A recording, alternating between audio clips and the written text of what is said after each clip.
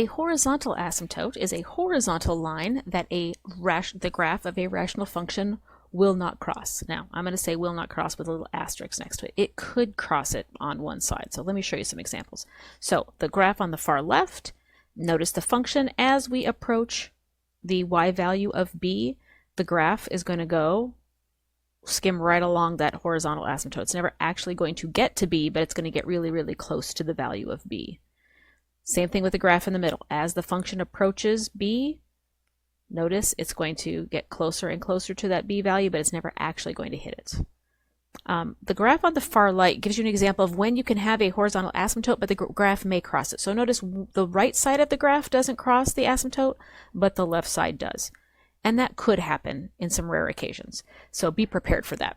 But it still acts as an asymptote for that. So the question becomes, how do I identify these asymptotes when I have the function? All right, this is what you're going to do. Given this rational function where we have one polynomial over another, you're going to look at the degree of the polynomial. So you're going to look at the degree of the numerator, you're going to look at the degree of the denominator. And then there's only 3 rules you have to remember. Number 1, if the degree of the numerator is smaller than the degree of the denominator, then the x-axis will be your horizontal asymptote. So y equals 0 will be your horizontal asymptote. If the degrees are the same of the numerator and the denominator, then what you're going to do is the line y equals, and it's going to be a ratio of those 2 leading coefficients. So the leading coefficient in your numerator over the leading coefficient in your denominator. And whatever that ratio is, y equals that number, that will be the horizontal asymptote of your graph.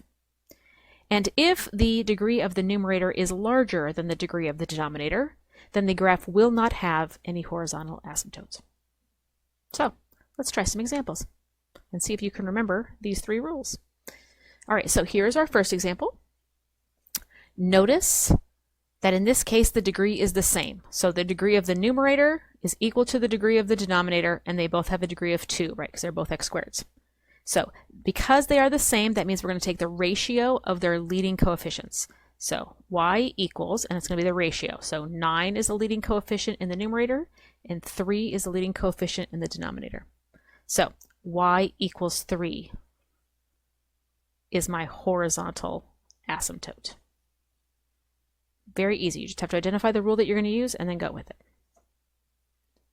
And again, if you're not sure, use the graph, right? So I went on Desmos, I graphed it, boom, there we go. There's my horizontal asymptote right there in blue, y equals 3. So notice the graph does not cross it. So if you're ever not sure, use those graphing utilities to check your work. All right, here's my next example. All right, this time they are not the same. The degree of my numerator is 1, and the degree of my denominator is 2.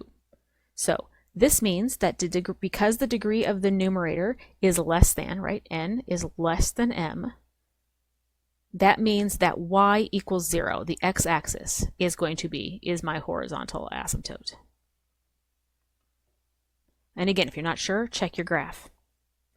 Notice as we approach the ends, on both ends of the graph, it's getting closer and closer to y equals 0. Notice it does cross it in the middle. That's okay. It's still a horizontal asymptote because your ends are going to be skimming that line at the farther you go out. So as x goes to infinity, you're going to get really, really close to 0. As x goes to negative infinity, you're also going to get really, really close to 0. All right, let's do another one. All right, so this time, the degree of my numerator is 3. I was trying to draw an n. That totally didn't work out. Let's try that again. Okay, so n equals 3, and the degree of my denominator is 2. So this time, my numerator has a larger degree than my denominator. And because of that, that means we will have no horizontal asymptote. No horizontal asymptote. Because the degree of the numerator is larger. And again, if you're not sure, use that graphing utility check. So I graphed it. There we go. Notice no horizontal asymptote. Sweet. All right, so just remember those 3 rules, and you should be all set on finding those horizontal asymptotes. Come back next time when we talk about slant asymptotes.